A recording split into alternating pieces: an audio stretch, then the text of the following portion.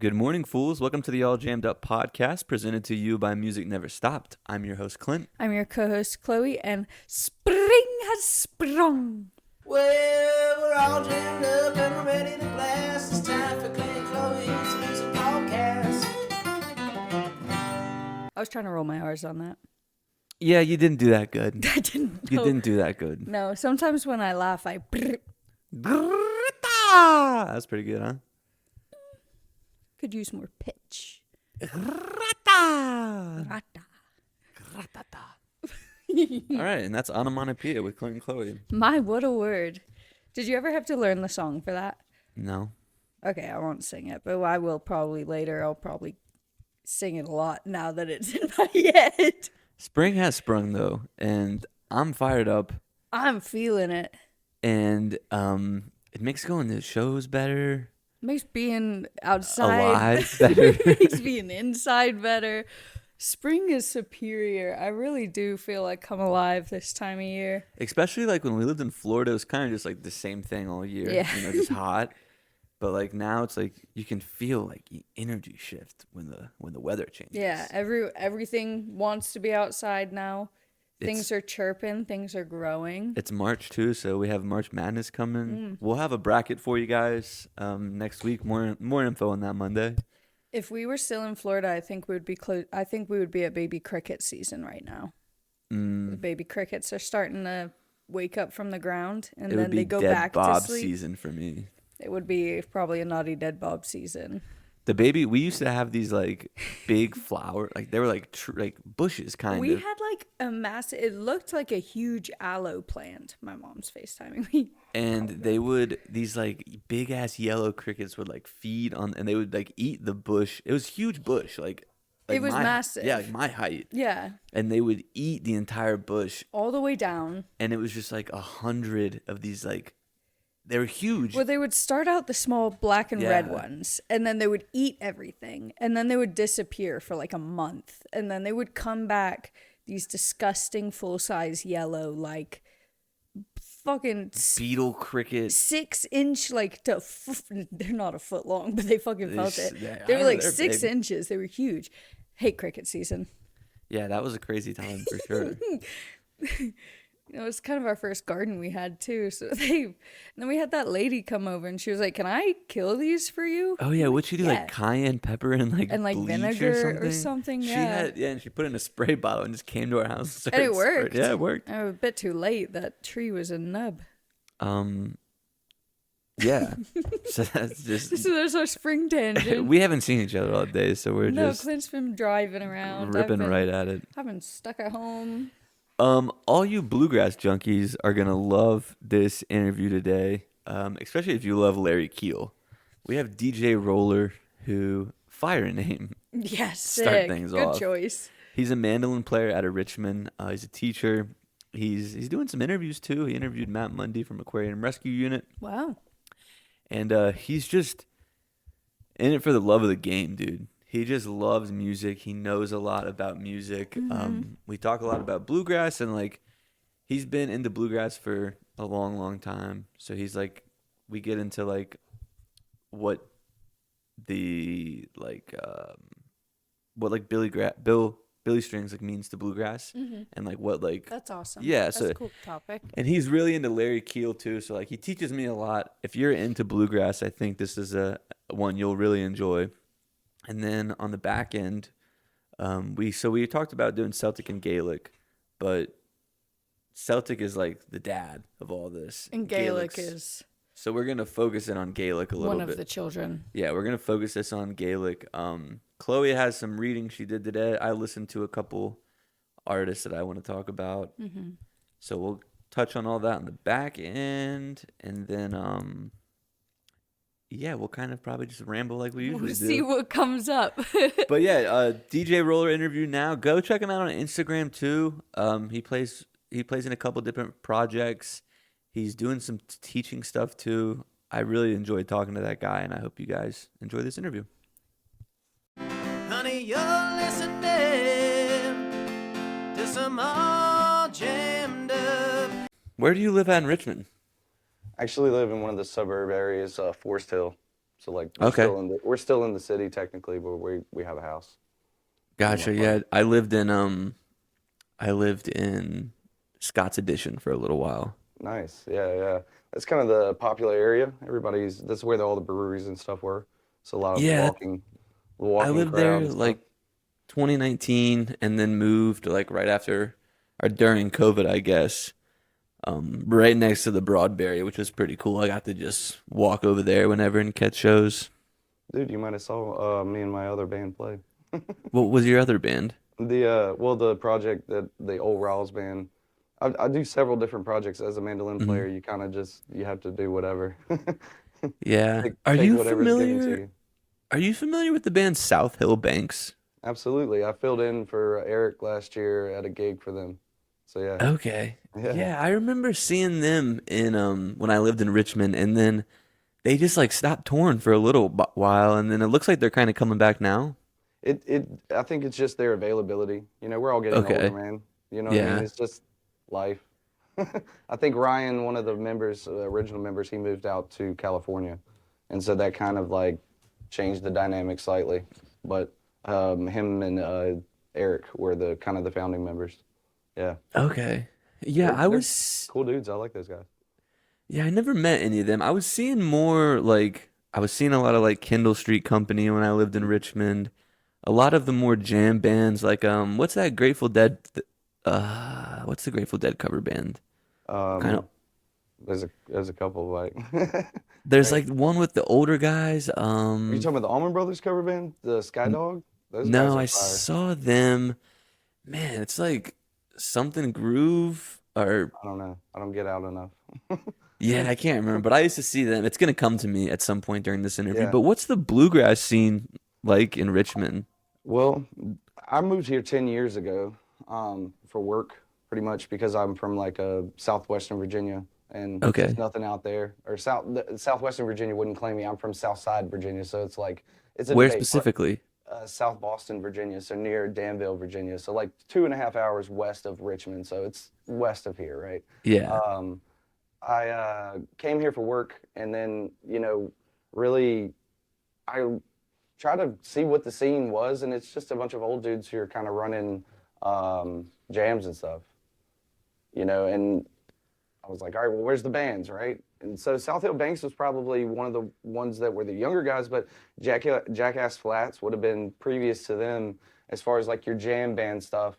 But really, I Hmm. mean, anything local to Richmond as far as what we're talking about in like the jam band scene, Larry Keel would be Okay. like the guy that kind of like pushed that scene here, and he's from like Lexington, like Charlottesville and stuff. Hmm. I would say Charlottesville has more of a representation of that music than we do here, unfortunately. But we're trying to change that. Obviously, we're trying to get it to be more and more popular. And my group here that I play with, we do have a decent draw, and we've opened up a mountain grass unit and stuff like that. So like Nice. we've done some things that like help the scene and stuff, but it's tough. It's difficult. Yeah, and are you more rooted in like traditional bluegrass or do you like the jam grass? Like what's kind of your origin story of bluegrass? I'm so I'm like caught in the middle, if that makes sense, right? Like where I grew up, just my dad played music, and we went to a bluegrass festival when I was like 10 years old, and some dude like handed me a mandolin and told me where to put my fingers, and then kind of just that's just how it worked, for me.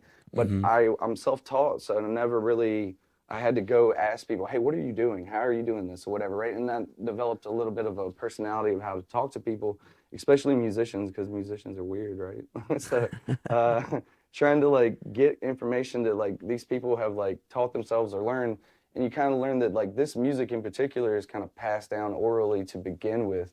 So it just depends on who you're learning it from and like where they're from. So it's like Yeah. geographically like located. Like some people, for example, they'll call like a song will have one title in one county, and then you go like a couple miles down the road and it's called something else. It's the same song. It's just whatever old fiddler decided to call it, right?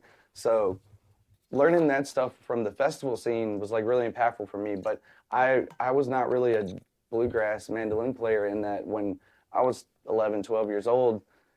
everybody was playing Monroe style mandolin, which I have a lot of respect for. Like I definitely don't want to like cause any enemies here, but at the same time, Chris Thile was a thing, right? Like it wasn't hip to me to try to do that.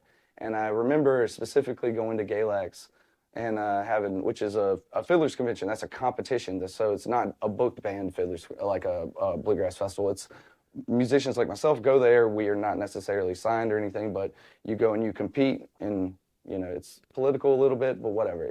I think the process of getting ready for it is great. But long story short, I was getting some shit for not playing Monroe style, and I was like, well, I don't want to do that, and I walked away, and I walked into this campground, and come to find out, like the guys that were playing the style of music that I would consider like jazz grass, like this blend of like all types of gypsy jazz all the way to like kind of pop music sometimes. I mean, it just didn't, it was just music.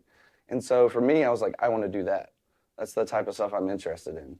And it turned out to be Nate Leith, Danny Nicely, Rex McGee, and I don't know Critter's real name, but it was a legendary group of musicians that are all, I mean, Nate plays in Nashville all the time now. So, pretty cool to be able to experience that type of thing and to kind of open my mind up to like, oh, I don't have to just play bluegrass as traditional. Now, most of my career, unfortunately, you play mandolin, that's just what you get asked to do. Yeah.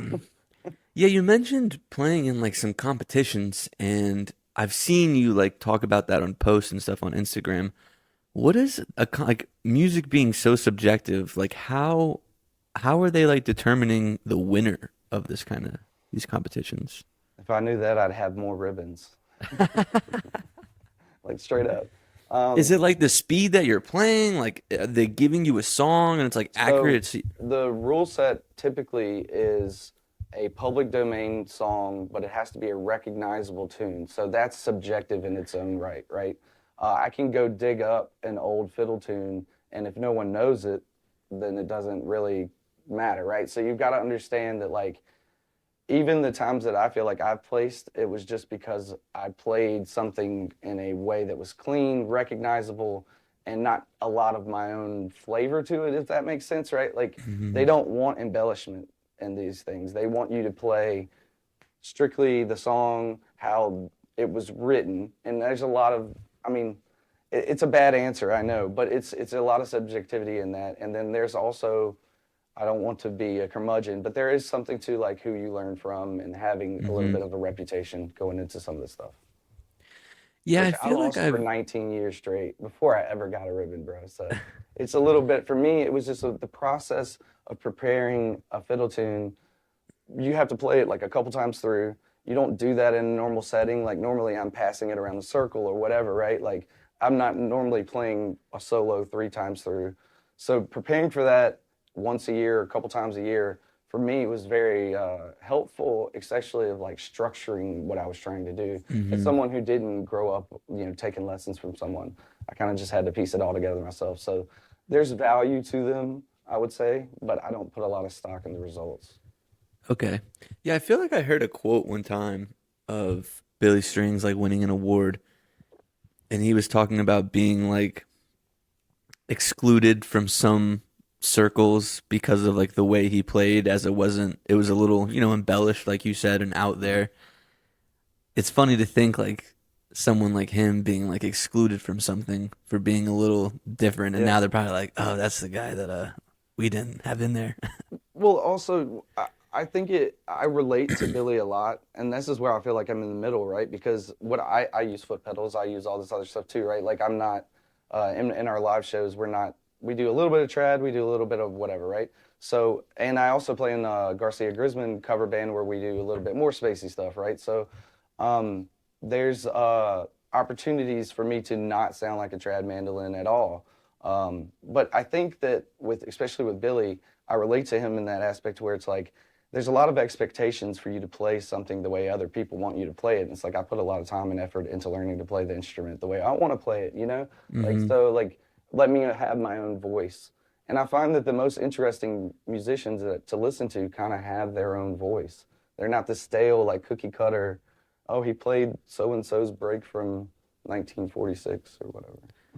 Yeah, you had mentioned when we were kind of talking before this, you wanted to talk about bluegrass music kind of getting stale in a sense over the last few years. Could you, I mean, people weren't privy to that conversation, so can you kind of tell everybody what you mean by that? So for me, I've been in the scene for 25 years. So I've seen it go from like, Oh Brother, Where Art Thou, to like, Billy Strings, right? And I think there's like Hmm. a 20-year arc with all this stuff. I think Thiele said that on Rick Beato's podcast or whatever, and it was like, yeah, that's pretty accurate. Every 20 to 30 years, there's a spike and there's a surge, and someone is, the big head of the where bluegrass is going.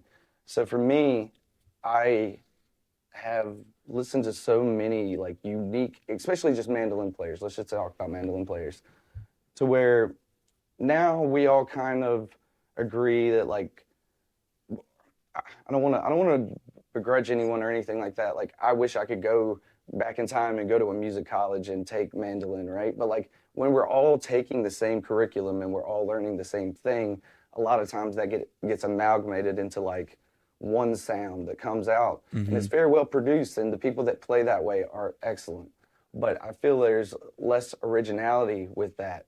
Whereas when this music was passed down from where, generation to generation, and it was just, it's a game of telephone, like Billy says, it's like, yeah, that's how people gain their own voice because they were kind of just interpreting the music themselves and then kind of giving their interpretation of it. So I'm just kind of like torn right now, personally, because I'm like, there's some really good traditional bluegrass music coming out, right? It's just kind of all sounding the same to me personally, as someone who's been in the scene. And so that's why a lot of people are kind of going towards the jam grass stuff because it's original, at the end Hmm. of the day.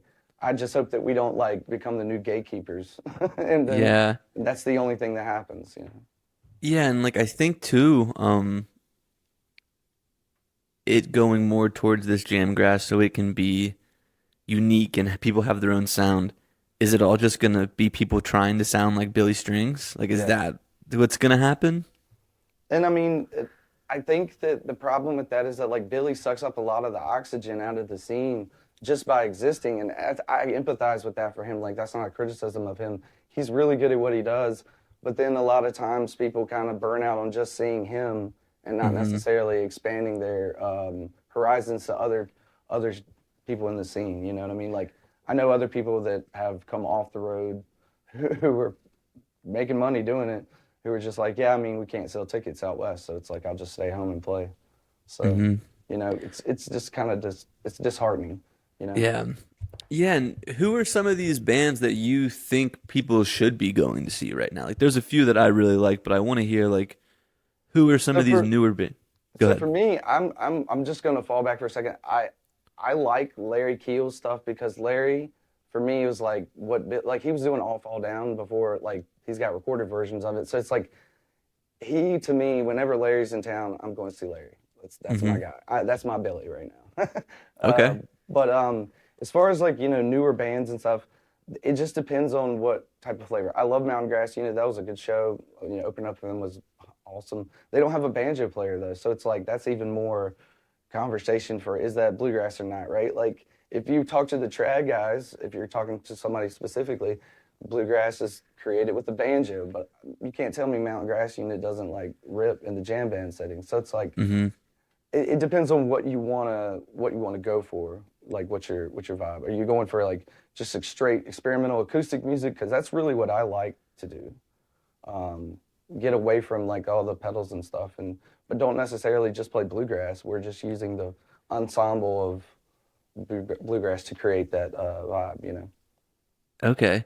Yeah, and going back to like the original sound thing that we were talking about, couldn't Mountain Grass Unit just not having their banjo like that be their thing? Like Yeah, this is what exactly, separates us from other bluegrass bands. We don't have a exactly. banjo. Yeah.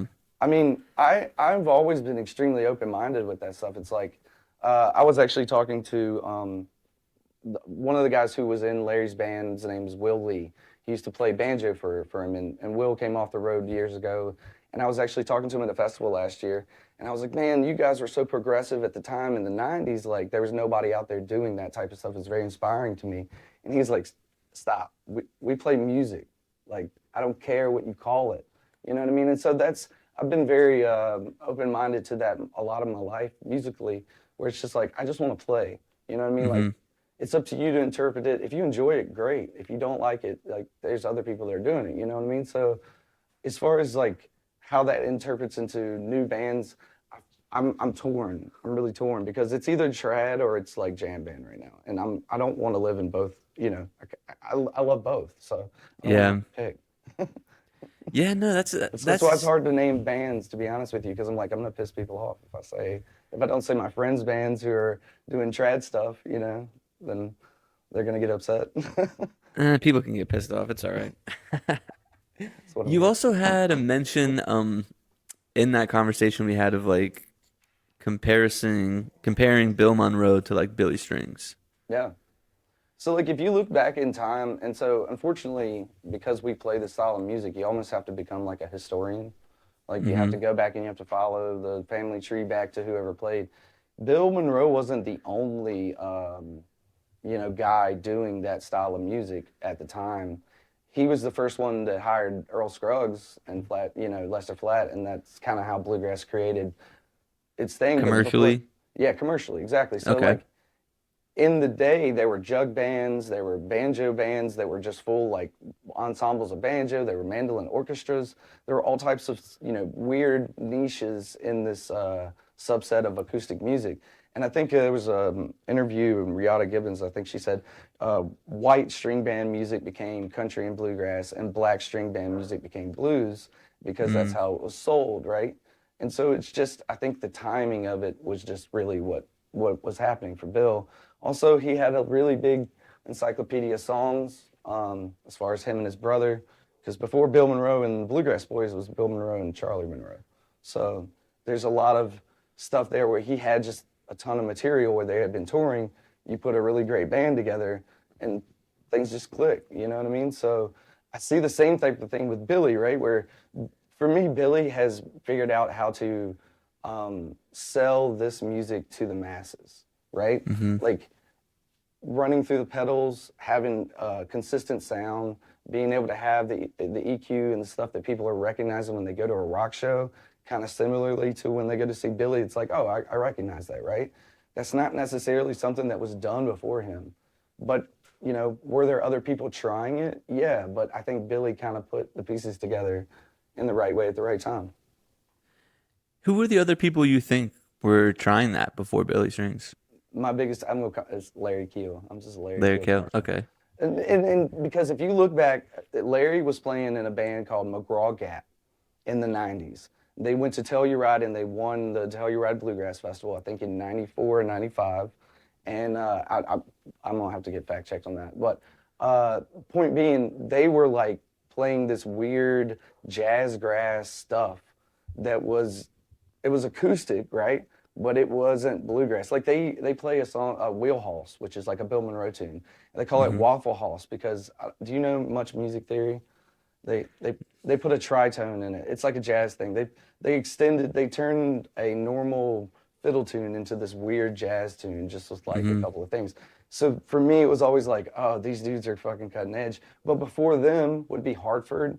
It would be Newgrass Revival. Even you look at like Andy Statman. He's doing like really weird stuff in the 80s with the mandolin, cross tunings with the mandolin. So, it's definitely some prerequisite for what he was doing. It's just, I think Billy put the pieces together at the right time. Why do you think that Billy Strings has been able to have so much success, like in, like selling out arenas and like being a media personality? Like he's Yeah. big. Why do you think it's worked for him compared to other guys? Think it's like just the music, the production, like a mix of everything? If I knew that, I would do it myself, to be honest with you. So I'm not going to sit here and act like I know anything more than anyone else. But I would say it's definitely the production of the show. Like, everything is how you would, if you go see a top tier, any other genre band, I wouldn't say it's like a one-to-one, right? But you have a similar experience. It's a consistent sound throughout the big venue, right? When you go see acoustic music played into microphones, it's really fucking hard to do. Even when Billy goes into that one mic thing, it's like Yeah. it just changes the whole dynamic, right? And this music for the last 100 years has usually been like, I'm really lucky to be alive right now and have like clip-on mics and stuff, but it's usually been, here's a stage mic. It's probably been like on stage all day. Who knows if it's even like been EQ'd or anything by the time you get up there and play. So he just took the production value of a large rock and roll show and put it into this music, in my opinion. And it sells great. It works great for the mass appeal for like the large crowd thing, whereas you couldn't really get consistent sound from acoustic instruments out to that many people. And I mean, if you look back at the old like Tony Rice videos where there's Tim and Bela and Sam playing, every time he takes a break and he leans into a microphone, there's feedback. So it was impossible for someone like Tony to break through and to make it, even though he did have a cultish following, right? But I don't even think he had the type of like normie appeal that Billy has. Like Billy's tapped into like normal people. Yeah. Like psychos like myself. Yeah, that's a good point. And I think too, like him being like active on like social media and like you see him in podcast interviews, it kind of like humanizes him maybe a little bit too. He seems like a cool guy, so I think that kind of attracts people to him too. I think the same, like the similarities with him and Bill Monroe for me personally, because like I said, I grew up, I didn't want to play Monroe style mandolin. I don't have a problem with Bill Monroe. It's his fans. No, I'm just kidding. But it's the same thing. It's like I hope that the collected mind needs to be understanding of like there's a lot of prerequisite of what has come before. We're standing on the shoulders of giants or whatever the saying is. You know what I mean? Like there's a lot of people out there, but you just got to go find them, unfortunately, because they're just not as well known. And I feel bad because like Larry does sell, man. He sells across the country. I'm not trying to act like he's not doing well, but there are people like that for me, for mandolin, right? Let's just talk about mandolin. The mandolin player that was playing in McGraw Gap, his name is Danny Nicely. And he might be one of the most experimental, unique mandolin players I've ever heard in my life. Anytime I go see him, anytime he's playing, I stop what I'm doing, I'm going to go see him. Right now, he's playing in a fusion band with like some cats from Brazil, where they're doing this Appalachian fusion with Brazil music, traditional folk music from Brazil. And he's playing like these jazz lines over, it's a like 7-string guitar, so he has like a lower bass note to be able to do finger picking stuff. It's amazing, right? But like you go to the show, like he was at the Richmond Folk Fest, and you go to the show and it's like 40 people. I'm like, God, okay, this is really crazy to me that I feel like the reason I wanted to talk to you guys, I've been watching some of your podcasts and stuff. I feel like you guys are really actually interested in the music, right? There's people who in my life have been like, bluegrass, yeah, and they don't really care. So it was refreshing when I was watching some of your guys' stuff. It's like they actually care about the music. You know what I mean? It's not fake, or I could tell it wasn't fake. So that's why it's like I need to reach out, because it's like I see these worlds colliding, this trad world and this jam world, and I hope that the new guard isn't like new boss same as the old boss, and then we're all Billy Strings or trying to be, because we can't be. I can't be Billy. Yeah. So. Yeah, no, and I think I appreciate you saying that about watching some of the episodes, because I think a lot of people have this perception that I do this podcast because I know a lot. I don't know a lot. I want to learn things. So that's why I have people on that know way more than I do. Yeah. And if you listen to like the part with just Chloe and I, we don't know what we're talking about half the time. We just know what we like when we go to shows. Well, something I was just listening to, you guys were recapping the show in Asheville. You guys are in Asheville, right? Mm-hmm. Yeah, so you were recapping the run in Asheville, and you guys talking about you didn't know how to name the songs and stuff, and you kind of just vibe when you listen to the music. And I wanted someone like, as a performer, as someone who does this too, it's like, I get to that same level. So that's why I know that it's something that you enjoy, right? Because it was like, oh, I relate to that as the person who's playing the music as well, right? Because at the end of the day, for me, I'm a very... I have dyslexia, so like for the English language, although I have a professional job, it's just a little, it's a barrier to entry, right? So music has always just been an easier way for me to express myself. So I don't care what style of music it is or whatever it is. If I get to play my instrument, then I will get in that zone, just the same that you guys were describing. Last night I was playing electric mandolin with some cats here in town at like a blues jam, and it was pretty cool because I don't ever get to do that. So Yeah. Who's your like your mandolin goat? Like who's like the best mandolin player of all time? it's got to be Danny. I mean, it's tough. It's tough because I'm very much biased because I've seen him play so much. But for me, he's just so unique, right? Like, and that's what Danny I who? Danny Nicely. Okay, that's who you were talking about Yeah, earlier. and that's Yeah. the guy I was talking about earlier. And I will say, like, that was part of the point of me interviewing. I interviewed Matt Mundy from Aquarium Hmm. Rescue Unit on my YouTube channel because, you know, I mean, Harry Clark even posted a video of David Benedict where he's like doing a Matt Mundy lick. And it's like, okay, other mandolin heads know if you want to find something weird to play, you go find Aquarium Rescue Unit and and you play whatever Matt's playing or whatever. So I've always been fascinated by guys who have this unique voice. Where did you learn it? Was it a street smarts thing? Because obviously there's not a lot of like examples out there before Matt or even Andy Statman or I mean, if you look at David Grisman, he would be the most like out there mandolin player of the 70s. And he's kind of, not even looked at that way nowadays. It's kind of insane to me. After that would be Mike Marshall. But even then, you're still kind of in the trad world. They still have to, maybe I take this back. I think maybe they still, excuse me, I think maybe they still have to be a little trad to be, I guess, even get a chance to make a record or something, you know what I mean? Like, maybe they don't get those opportunities to step outside like they wanted to, but I always found that the experimenting with this instrument only really happened at the late 80s and 90s, and then from there it's become a little bit more scattered. Yeah. Yeah, you seem like a real historian of bluegrass music. I like Right, you that. have to be. Yeah. It's unfortunate, like I don't want to, but to find out or to find unique things, you have to like kind of go like through the family tree of like who did this guy learn from, and that was the point of like asking Matt, and I was like, who were your references at the time, and he was like, well, Andy Statman, which I was familiar with, right? But like, okay, then I have to go do a more of a deep dive on him, and he's like more in the Grisman world, so it all ties back to a lot of people. But I would say the other person I would consider the greatest mandolin of all time, player of all time, would be Jethro Burns. Are you familiar with Jethro Burns? I don't think I am. I don't think I've heard that name. So in the 40s and 50s, Monroe was like the bluegrass mandolin player, right? Yep. But are you familiar with Hee Haw? Yeah, like the country show that was on TV, like the 70s? Oh, yeah, okay. Yeah. I've heard of it. I don't never seen it or anything.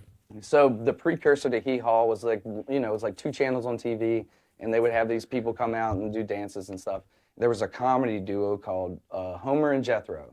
And Jethro played mandolin with no strap, and he would like flip it upside down and do all this like weird stuff, But he was actually a world-renowned jazz mandolinist. Like he was extremely, extremely good. Monroe takes off, everybody's into bluegrass, and he's like, I'm what? So he went pretty much most of his career pigeonholed as like this comedy, jester. They were actually doing like Weird Al stuff. They were taking like existing songs of the time and like No writing way. them as like parodies. It's kind of hilarious if you look back, and it's a little crude because you're talking about the 50s and stuff sometimes, so some of it's a little bad, but he was just an excellent They're mandolin just player. having fun. Yeah, exactly. But the real like mandolin lore behind him is in the 80s he contacted Grisman and he was like, I want to record some albums. And so I can't remember the guitar player's name, but he was actually a mandolin player as well. So they get together at Grisman's house. He just reels off like 2 albums of all these obscure jazz tunes. And come to find out, I'm pretty sure he had like cancer and was like knew he was dying, and that was just like his way of getting like all of this stuff out. And so there's 2 albums out on streaming platforms called Kenneth Jethro Burns, so it's like his full name. And those are just like some really cool, really tasty jazz mandolin stuff. And it was, to have the lore behind it too, where it's like, he knew I got to get this out. This is kind of the end. It's kind of, I've referenced those albums so many times when looking for new material. So he would definitely be 1A or, 1A, 1B. Yeah. Who, being so like ingrained into bluegrass as you are, What kind of music are you listening to that's away from that? Or like, is that not even something you're doing? No, dude, I listen to everything. Okay. Um, I find that like music is one of those things that we kind of forget is emotional, right? When Hmm. you learn music, they talk about like, oh, this chord is sad and this chord is happy. But we don't think about that as much when we're listening to one genre all the time. And so I try to be extremely diverse with the music that I listen to. I really like listening to George Benson. He's a guitar player Okay. Yeah. from he's like a jazz guitar player. Or Wes Montgomery is also something that I like listening to. But the connection with those two guys is they play a lot of chord stuff, which ends up being similar to stuff I go for on the mandolin with like double stops and stuff. So it does relate back to where I play, but maybe not in a bluegrass context. But actually, I have a toddler now, right? So it we have this thing where we'll play. You know who Chuck Mangione is? Yep. Yeah, it was so feels so good, that song that it was like on King of the Hill and all that stuff. My Hmm. toddler will like stop a tantrum when we put that on. So like we've been listening to Chuck Mangione about every other day for the last 6 months. Nice. Is it hard to listen to music sometimes and just enjoy it and remove yourself from being a musician? Like trying not to like, oh, I could try that or he's doing that and just like listening to the music without thinking about playing it? For me, it is because I've trained myself to be more, and what you're describing is something that I have to like teach people how to do when I teach them lessons. It's called active listening versus passive listening, right? I would say passive listening would just be what you're describing, where it's just like put a piece of music on and enjoy it. I do that, when I have a task to do, right? When I'm Hmm. like doing something, but it's sitting down and listening to something, I get more analytical with it usually. And yeah, and I mean, it's just kind of, I have an active brain and music has always been the thing that kind of allows me to let that go. Yeah. So yeah, whenever I'm listening to something, it's like chord changes. What's that line he just played? I'm trying to hum it back to myself, internalize Mm. it. It does become a hindrance though for listening to like simpler pop music and stuff. I necessarily kind of check out with some of that stuff, Yeah. unfortunately. Yeah, I believe that. Yeah. If I it's too simple, if it's too much of like a earworm and it's just a hook, I'm like, man, I'm good. I'll go do something else. You mentioned giving when you're giving lessons, active and passive. You're the first Wernick method certified teacher in Richmond. What does that mean? So Pete Wernick, I would also say people that were doing this is a great segue to back to that. You asked about bands that were doing stuff that Billy was doing before Billy, right? Hot Hmm. Rise is a band, right? Are you familiar with Hot Rise? I Tim don't think I've heard of O'Brien. those guys. Tim O'Brien playing mandolin and singing, and Pete Wernick was actually the banjo player. And in the 80s, Pete hooked the banjo up to a phaser, and people lost their minds. So they were cutting edge as well in the 80s as far as like doing weird stuff on stage, right? But Pete actually was, and I don't want to get this wrong, but he was a professor at a college, at a high level college. I don't remember exactly, but he left that to play with Hot Rise. And so he Okay. has developed a system of teaching music through banjo camps. He did banjo camps for like 20 years, and now he has the Wernick method of teaching music. And it's all the Wernick method it really is about is not music lessons per se, right? It's more about how do we jam together. And so there's a little bit of an unspoken rule thing that happens. And, for my friends that have been doing this since we were kids, they're like, oh, that's common sense. And it's like, well, it's common sense to you and I because we've been doing this since we were children. Yeah. And, not everybody has that information. And it's a lot of like, okay, if the singer misses the cue to come back in, we're just going to hold the chord and we're going to wait for them to go, stuff like that. Like, but some of that is not, again, not common knowledge when you go to a bluegrass jam, especially if there's, if you were to go to a local bluegrass jam, there's levels of proficiency. There's just a full Hmm. spectrum of proficiency, right? So like, how do you go as a beginner and try to even add anything to that or know what to do? And so we kind of just give you the guidelines of what to do, how to learn songs, how to internalize melodies, stuff like that. I, th- Gotcha. Gotcha. I think for most people who have a guitar in their closet, we like to call them closet pickers. Uh, it's an easy way to like go out and kind of get your community started. If that makes sense, right? Like you get to go to a class with people who are at your same level, and everybody's kind of doing the same thing. We're all learning the same thing, so you're not as embarrassed to learn it by yourself. Or intimidated. Yeah, that makes Yeah, sense. yeah, for sure. I know you're in a couple different projects, right? The old Riles band, the Garden Variety String Band. Yeah, Is one of so those a main project and one? the old Riles band, I'll start with that one. I met this dude here in Richmond back in 2018 he was just a songwriter at an open mic, and he played a song, and the song was titled Danville. And I told you earlier, I'm from Danville, Virginia, and I had to talk to him. I'm just a talkative person. And come to find out, it was not about Danville, Virginia, but I talked him into doing some gigs with me, because I had never met many songwriters that just had, like, if you had books of music, you were pursuing this, right? This guy had a day job, and he just went to an open mic. And I was like, yo, how many songs do you have? And he's like, I've got like a couple of hours of music. I was like, a couple of hours of music is a lot of music. Yeah. So we gigged around for a couple of years, and it's very similar to you. When COVID hit, he went back home to Seattle to his family.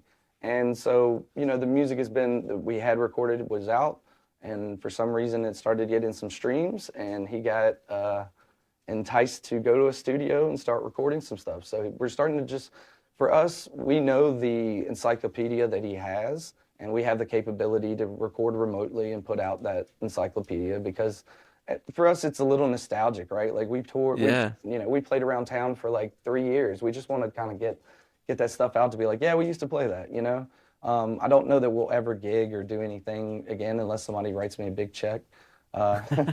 So we'll see what happens with that. But my main pursuit right now is with the Garden Variety String Band. We are more traditional, but we do use pedals and pedal boards and stuff. So like we're kind of, again, we're in that like middle ground of like, we could do both. We could go to a bluegrass festival, a traditional bluegrass festival, and take the pedal boards off, and we could play in the mics if we had to. We could also go to a jam band thing, and we could get spacey with everybody. So that's kind of our goal, is to be like that. But that does put us in a weird space of like, well, how do we book, right? And then from there, I'm also a part of Andy's Acoustic, which Andy Teacher was a part of Brothers and Sisters Band, which they were a Grateful Dead cover band out of Charlottesville. And Andy booked some stuff for us last fall, where we were doing Garcia Grisman sets. So Almost Acoustic is myself, Andy, a upright bass player, and a cajon player. And he's got some stuff booked for Charlottesville coming A up. what player? A cajon. What is that? The box. You ever seen somebody play okay. the box? Yeah. For it. Yeah. I didn't know it was called that. Yeah. Sorry, I grew up with a kid who had one, so he was a real stickler about it. I'm gonna put you on the spot here. All right. I told you that I like learning. Seems like you know a lot about your instrument. Okay. What's the like origin of the mandolin? Like I know there's these small guitars before, like you have the ukulele and like the guitarrón from Spain. Like where does the mandolin fit in all this? So there's like it's a couple different things. The guitar originates as like an 8-string, or like 8 course. I'll say 8 courses because it was double stringed on top, and then the lower, I think like 5 or 6 strings were similar to how they were, right? And then that split into a mandolin and a guitar. But it did it in a couple different regions. So as I understand it, right, you've got like Ireland, and then you've got like Italy. So the mandolin orchestra is really how we understand mandolin from the early 1900s. And it would be a mandolin as we know it, not necessarily as we know it. And then they have a mandocello, a mando bass, it's a mandolin, a mandola, a mandocello, and a mando bass. So mandolin and violin, you can think of them as like cousins, right? So they're going to have the Really? same, Okay. Yeah, they're going to have the same family, right? So they're going to have the mandola, the mandocello, and the mando bass. And so they were actually mandolin orchestras that performed with full mandolin family instruments in the early 1900s. And you can find a little bit of that stuff.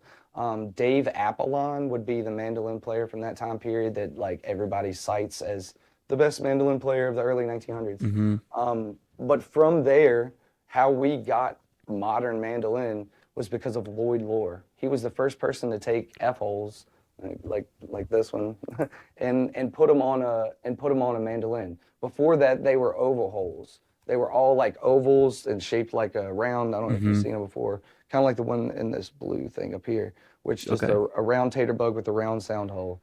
And Lloyd Lowe was like, what if I made this thing more like a fiddle? Because it's a mandolin, let's make it more like a violin. So he put F holes on it and a little curly Q on it, and they sold like 20 of them. And he got fired from Gibson, and that was in the 20s. And then Bill Monroe got one in the 40s. And that's how we have modern mandolin. Ever since then, every other F-style mandolin, I don't think my mandolin's in here, every other F-style mandolin that's been made has been made how the Lloyd Lowe mandolin was made by Gibson in the 20s. Shouts out Lloyd Lowe. Yeah, dude, yeah. Well, what's even crazier is he only made like 4 batches of mandolins, and he got fired. That's They were crazy. like, you suck, dude, get out of here. And so, like, his mandolins didn't become popular for 30 years. Like, it was seriously 30 years. And I'm pretty sure the story, I'm real shaky on Monroe history, but I'm pretty sure the story is like Monroe walked by a store and saw it and bought it. Like, it was just like random. It wasn't like That's simple. It wasn't like he was like, oh, I'm gonna go find this man. It was like, oh, I like that one. Let's pick that one up. And then every other mandolin that has F-hole shapes to it, they are pretty much made at that design. Like, I guess if they were exactly like it, Gibson could sue everybody, but it's pretty close. Yeah. Nice. And aside from your bands and stuff, you make some like YouTube stuff too as well, right? Interviews and lessons, like what's all on there? So as a self-taught musician, when I was like 15 or 16, I was lucky enough to have YouTube in my hillbilly ass town. And there was some information to glean, right, from YouTube. And there was honestly a lot of help for me trying to teach myself this instrument. And so really I started the channel because I was like, look, I have a lot of information I'd like to just share with people. And especially when it comes to beginners, right? If I give lessons, I don't necessarily want to teach you how to hold a pick and like how to like make your first chord and do all that stuff because it's a little tedious for me, right? So I would prefer to give you that for free, put it on YouTube, watch it as many times as you want to, and then once you get to a point where like you think you're more competent, we can actually, we can make progress. But that first couple of months of learning an instrument is the most difficult to keep like your self-confidence. Like of like, oh, this is worth my time, you know? So I want people to kind of cross that hurdle on their own. But again, I'm trying to just put out information that I wish I had when I was a kid, really, with that. And then that ties into the interviews. Really what happened with that interview with Matt was I was taking lessons from Jared Poole. Are you familiar with Jared Poole? Jared played mandolin for Larry Keel for like 10 years. He's a local Richmond, well, he's in Charlottesville now, but he was local to Richmond for quite a bit. And I took like 4 or 5 lessons from him. And it was funny when I took the first one, he's like, why are you doing this? Like, you're proficient, we're good. Like, you know, but I more wanted to just kind of talk to him about how he thought about the instrument and stuff. And it was more about like how to have my own voice, really, right? Because that's kind of been the theme my whole life is like, I want to sound like myself. So he sent me a random video on YouTube, and it's a Tony Rice unit performance, but Matt Mundy is playing mandolin for the Tony Rice unit. And I'm just gonna, like, I didn't say this to Matt on stream, but like the balls on that man to like play how he did with Tony Rice. Like, I would do this stuff to make my friends laugh in like a campground, right? Like we would have fun with it, it would be cool, but you're doing this with Tony Rice at Tony's show, like you're filling in, like it was just a lot of it's the Colonel Bruce effect. Yeah, dude, 100% it was. And like I asked him, I was like, so why did you do it? He's like, I didn't have it, I didn't know any other way to be. I just played what I knew how to play. And it's like, man, it made me it was hard to keep a straight face in that interview because I'm like, dude, I relate with that. Like I don't know any other way to play either. Like either you like it or you don't. So that was kind of Jared sending me that performance. I listened to it 100 times, man. And every time you listen to it, I would know things that were coming. I would laugh anyway. I mean, he plays some of the wildest shit I've ever heard on like some of Tony's standards. And so I reached out to Matt on Instagram. I said, hey man, can I interview you for this? And he said, yeah, absolutely. We talked about it for an hour, and now it's actually turned into, I've got about 4 other mandolin players lined up to do interviews with. And I really want to talk to guys who are not doing trad per se, right? Like traditional mandolin is great, and I think there's a wonderful representation of that online. Like Chris Henry, those guys will teach you how to do it, and they're great lessons, and I think that they're well represented. But I don't know if the opposite end of the spectrum is as well represented, and that's what I like to do. Nice, yeah, man. You're coming from my job with the interviews. Nah, dog, nah. We can all interview people. That's fucking awesome. Did you by chance watch the Jeff Sipe interview? I watched some of it, and I just haven't finished it. That was something like that he said kind of about Bruce Hampton is like the biggest thing was he was just like, forget everything you know. Just play what you want to play and we'll make it work. So when you telling that story about Mount Monday, I was like, he's probably got the same train of thought that Jeff Sipe has from playing with Bruce. This was 6 weeks after he quit Aquarium Rescue Unit. So this was like one of the first gigs he played after he left the unit. So yeah, it was 100% the Aquarium Rescue Unit version of Matt Mundy playing with the Tony Rice unit, which is why it's so cool to me as a nerd, you know, because I'm like, man, like I don't know, and that's the only time he ever played with Tony in that setting, like with the Tony Rice unit. It never happened again. He did play with him in other settings with like Bela Fleck and stuff, but like it's just, you know, that's a one-off that I'm really surprised anyone even has the recording of, much less like the fact that it's on YouTube, right? Like it's from the 90s. It's pretty raw sometimes. The sound's not great, but if you get through it, it's some stuff there to listen to where you're like, holy shit, this is awesome. Yeah. Yeah, man. And good on you for being so, what's the word here? Like so consistent and persistent and just trying to make your own sound. I think that's really admirable, and I think that's just really cool, like taking the route that you're taking and being like, just because I want to sound like myself. I think unfortunately or fortunately, it's because I have a day job. You know what I mean? Like mandolin has never paid enough for me to pursue it professionally. Other people have done so, and that's great. But I feel like, you know, they've had to kind of conform sometimes, right? So, but the one thing about having a day job is it gives me the freedom to pursue this instrument the way I want to pursue it, which is, you know, it's a double-edged sword. I have to stay up late nights and practice and lose sleep to do it. But at the same time, like, man, I think that people, when they get to know me, they realize that it doesn't turn off for me. It's like not a switch. It's just how I am. And I absolutely love this instrument. Like it's been the most accurate way I've expressed myself in my life. So yeah, I love it. Awesome, man. Good for you. And I think that word, like express yourself, is, I might have said this on the podcast before, but I feel like you're always told your whole life to express yourself. And like, you don't really understand what that means until you find the thing that allows you to do that. 100%, yeah. And for me, the English language was never, again, it was just an extra barrier to entry for me to like write stuff. So it was like, well, I can just play. and I made that decision, and it was luckily at a time when I was developing, you know, I was 10, 11 years old when I decided to start playing mandolin. And I got to be about 15 or 16 years old, and I was proficient on mandolin, and I was proficient on guitar, and I was like, I got to make a choice. And it was like, well, there's 100 guitar players out here at every street corner. And there's not as many mandolin players. And now there's like fewer mandolin players than there used to be. Yeah. Which is why I'm like concerned about it, everyone going in one direction. You know, if it's only like 7 of us out here, somebody's got to be unique. We can't all just play the same shit. So maybe that's just my lot in life, right?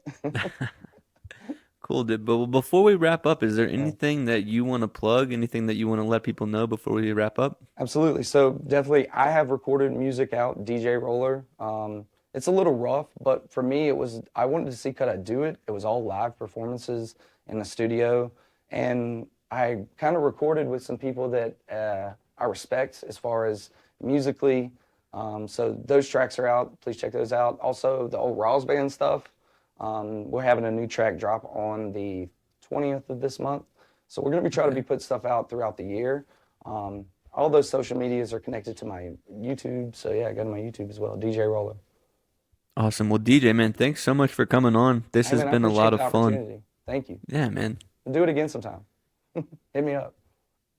You just got jammed. Guess who's back? Back again. Clint and Chloe are back again.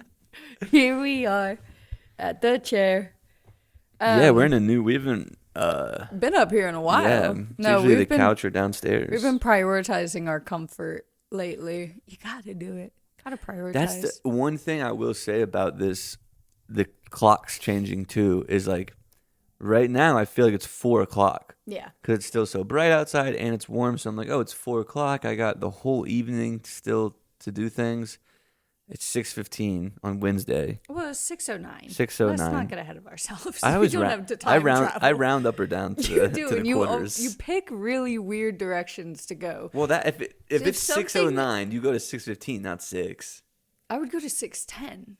Why Well, would you go to 6:15? Because I go by quarters. That's crazy. 6:15, 6:30, 6:45, 7. But if something costs $16.88 in the store, what do you round it to? That's $17. No, you always say 16. When it comes to cash, you round down all the time.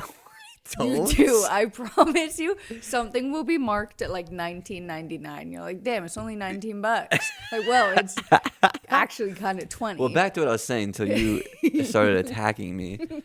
It's 6:10 Yeah. on Wednesday. Still have to do the podcast, upload it, eat dinner, all that good stuff. But it feels like it's 4:00. Feels like I should be going out for a walk in the park. Oh man, a nice little like daytime feeling afternoon brewski would be really nice. You know, yeah. I don't drink beers, but every once in a while, a nice little cold bevy. I haven't had a beer in. An open air beer feels really nice. An open right air now. beer is good, yeah. I'm gonna have to get an open air beer this weekend.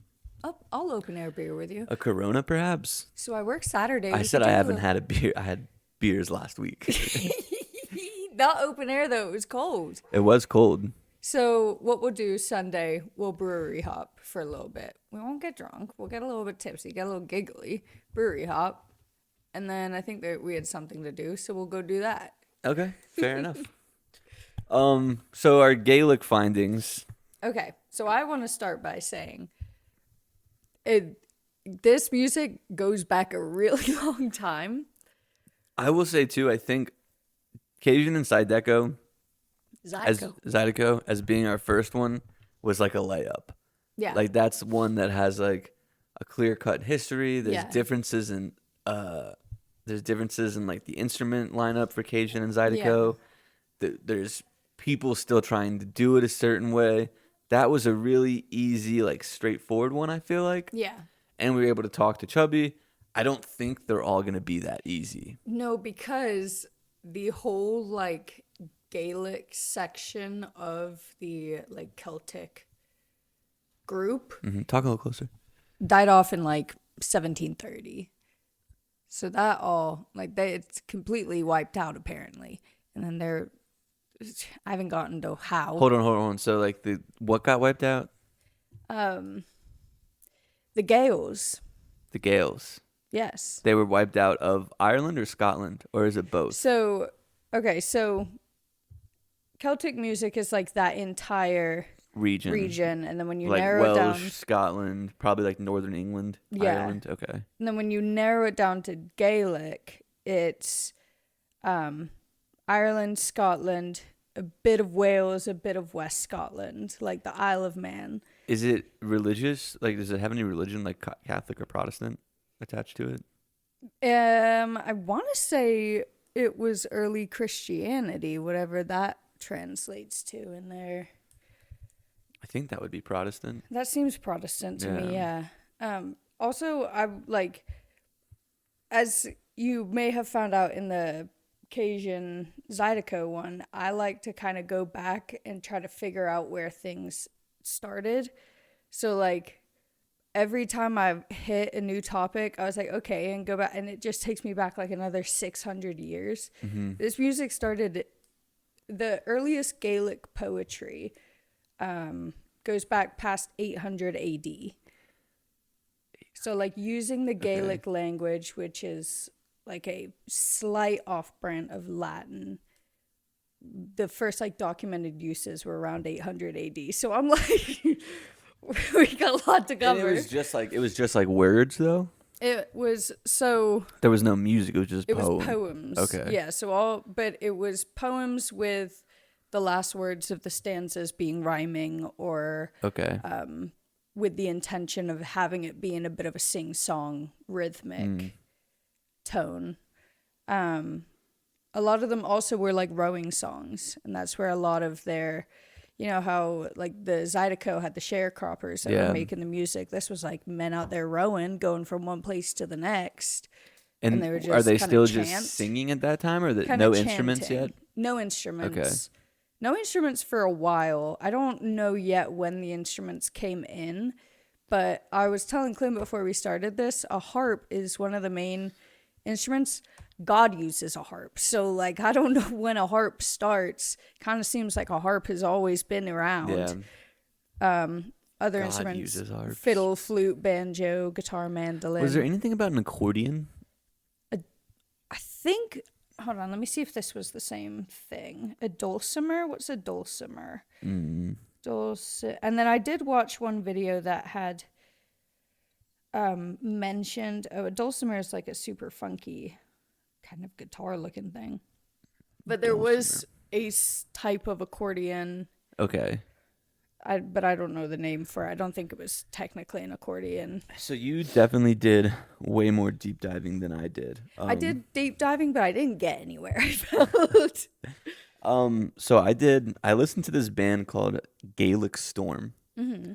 They're like still touring. They're doing like an American tour this whole month of March. Nice. And they're fun. They've been doing it for a while, it seems like. I just listened to like them on Spotify and Shuffle, and a lot of songs about drinking. My song of the week actually is going to be by them. Nice. Yeah. And that was kind of like, it just sounded Irish, you know? Yeah. Like, but I could understand them. Because then there was some other stuff I listened to where they're speaking, I guess, Gaelic, where it's like, it just sounds like they're saying Shibu Inu a lot. Like, it just sounds like, like that kind of stuff. And then there's a guy named Sam Shackleton who I think he's Scottish. He's like a Scottish folk singer. And he has an album of like American traditional bluegrass that he covers and then like Scottish ballads that he covers. And he does Wild Bill Jones. Yeah. And I don't know if you would lump that in the Gaelic. I mean, I would think so. I guess like Gaelic and folk, there's definitely an overlap there. Yeah. I would say that Gaelic is probably a form of folk music. Okay. So I would encourage, I think if you're listening to this podcast, you probably would like Sam Shackleton. Check him out. Maybe I'll put the Wild Bill Jones one on the song of the week too. So I'll do 2 this week. Nice. But those were like, I just typed in like Gaelic music on Spotify, and that was like the first thing that came up, the Gaelic Storm. And it was pretty good. I actually liked it. And then I've heard of the Sam Shackleton guy before. Connor really likes him. Oh, really? Yeah, so he sent me him the other day when I made the poll about it. So I encourage people to go listen to Sam Shackleton. That's all I had though on the Gaelic stuff. So it will. But this is definitely going to be a sit down. This is the problem with the way I like study things. Is like everything needs to be in order in my head before I like start to kind of absorb it. And so I'm trying to get things in order, and I'm just kind of moving all over the place at the moment. But do you have your phone on you? I do. I'm going to send you something, and I want to get your thoughts on it, and I'll put the picture in the video here too. Okay. So HeadyNet put on he put on Instagram the other day this picture of the United States map. How do I send you something on the computer? Just go to HeadyNet's Instagram. Just text it to me. Just go to oh, here we go. HeadyNet share. All right, I can't figure it out. Yeah, that's fine. Just show me which one. That one. Okay, if you could only see concerts in one of these colors for the rest of your life, which would you choose? And then it's a colored map. So purple's like the Northeast, blue's like the North, Midwest, green is like the Midwest and Virginia. Just go to HeadyNet's Instagram, look at the picture. We'll put it up on and the I'll put thing. it on here too. Taking a quick glance, I don't care about purple, blue, or green. think I could do without all those. Just as states in general, really. Yeah, so Except for Montana. I But- put that one, and I did yellow. Like, I even commented on it. I said orange is tempting, but gonna have to lock in yellow. So I'm between orange and yellow. But with no orange, you can't go to Halloween. Yeah, and it takes out Colorado, which like we haven't done any, and New takes Orleans. out New Orleans, Alabama. Orion, So, Georgia. but then, then like- you think you've got South Carolina, North Carolina, Tennessee, Kentucky, And then and then Oregon and Washington.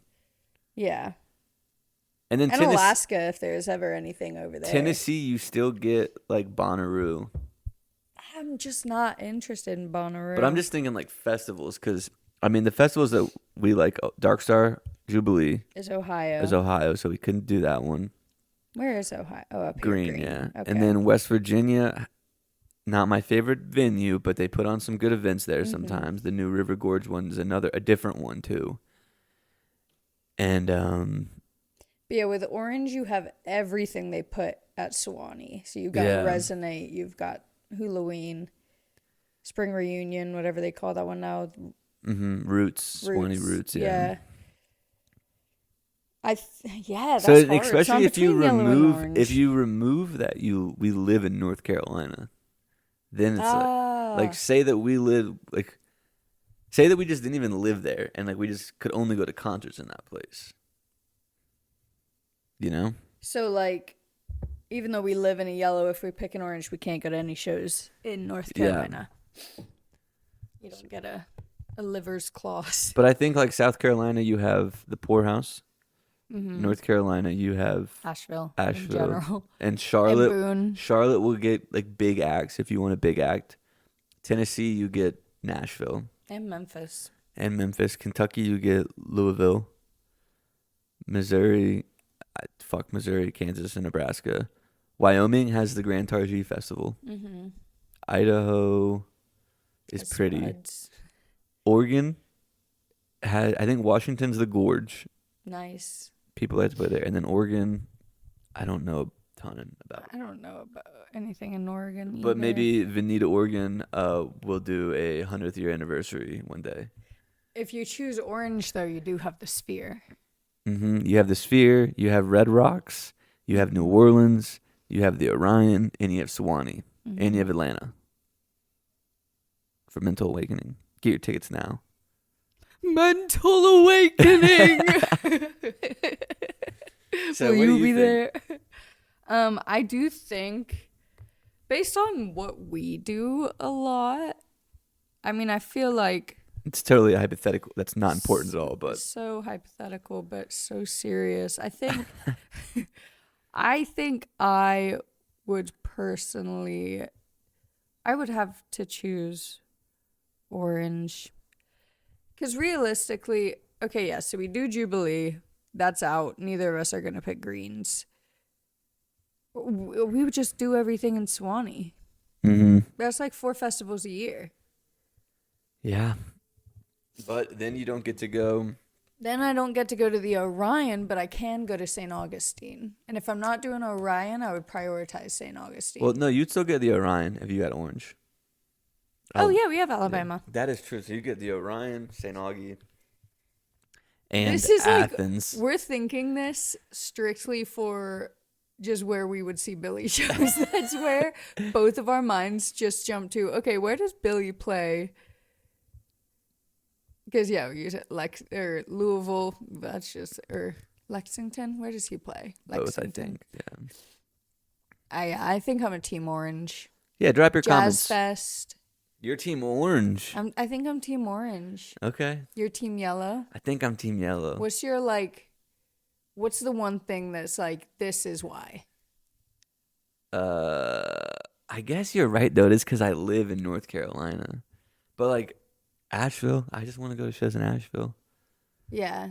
It's a shame that liver's claws or whatever. Okay, so you could still, it's our home city.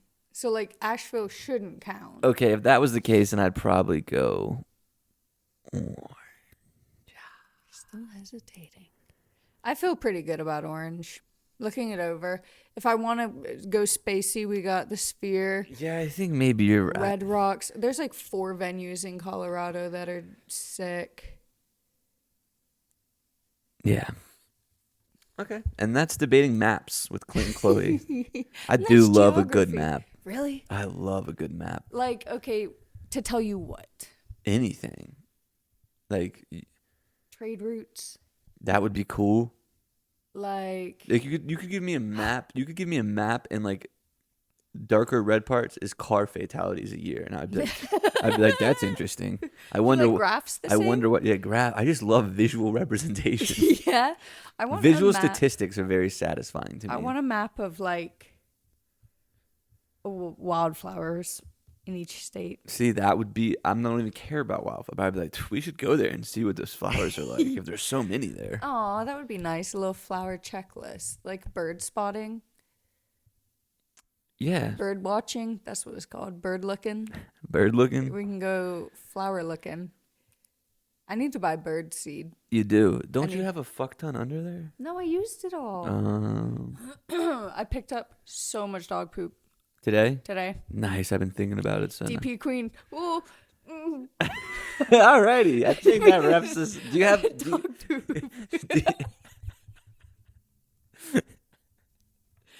Oh man, I really need to start. I only ever do on Instagram the clips of the interviews. I really got to start getting some of these clips on there.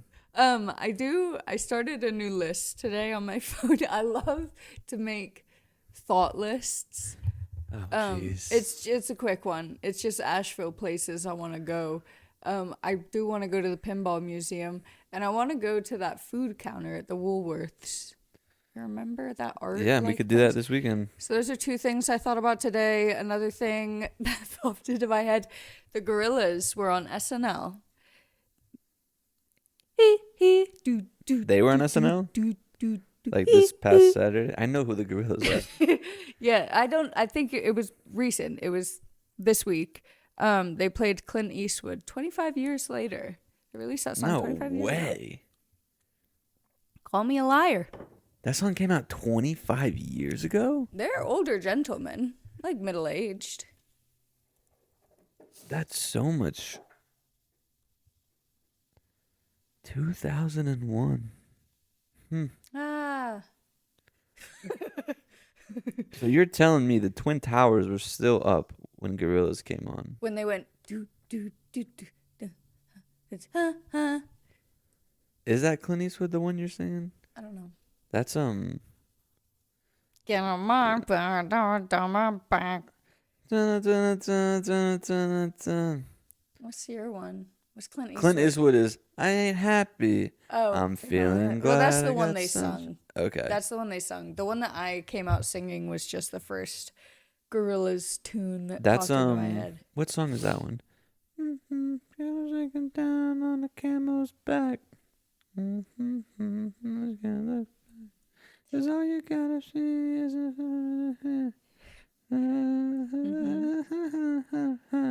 Are you looking it up? Feel Good Inc. Okay, good. Yeah, I was like, it might take you a little while. Alrighty, guys. Well, let me do final scan. Still Oh, haven't do listened. you have a song of the week? It's Monday. What day of the week is it right now? Tomorrow's Thursday. Oh, rats. Today's Wednesday. Tomorrow's Thursday. Monday's the furthest day away from today. Should I read them my thoughts from when I went on the walk? Nope. Okay. Nope. Just give us a song of the week. No, okay, you give yours because I gotta find mine. Mine are the 2 Gaelic ones. Sam Shackleton, Wild Bill Jones, and Gaelic Storm, Johnny Tarr. Johnny Tarr. Mhm. Johnny Sitar. Nope, just Johnny Tarr. Okay, let me find one real quick. I feel like I haven't been listening to all that much music lately. How about we go with rats. Oh, rats. If you're still here, make sure to like and subscribe. Love you. I might play it safe. I'm gonna go with a Marcus King song. Ooh. I really like that song, Goodbye Carolina. Goodbye, Carolina. Such a whole lot about you. I like him. He's got a good voice. So we'll do that. Alrighty. Great work. Sorry for that, right? Great work. That's a long outro right there. 20 solid minutes of All bantering. off the rip of our head.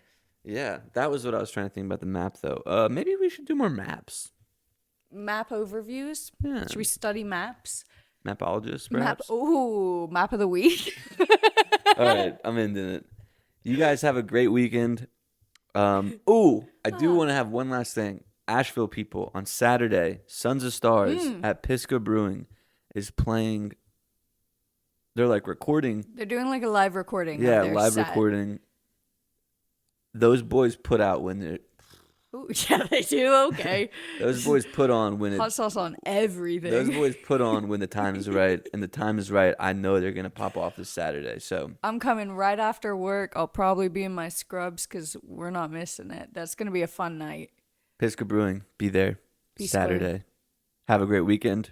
See you on Monday with a huge guest. You don't want to miss it. And remember, wherever you are right now is exactly where you're supposed to be. Well, all jammed up, hey, that's where it's going down. Best damn pot in this old Asheville town. More than enough old stories to go around. And I'm all jammed up right now. Yes, I'm all jammed up right now.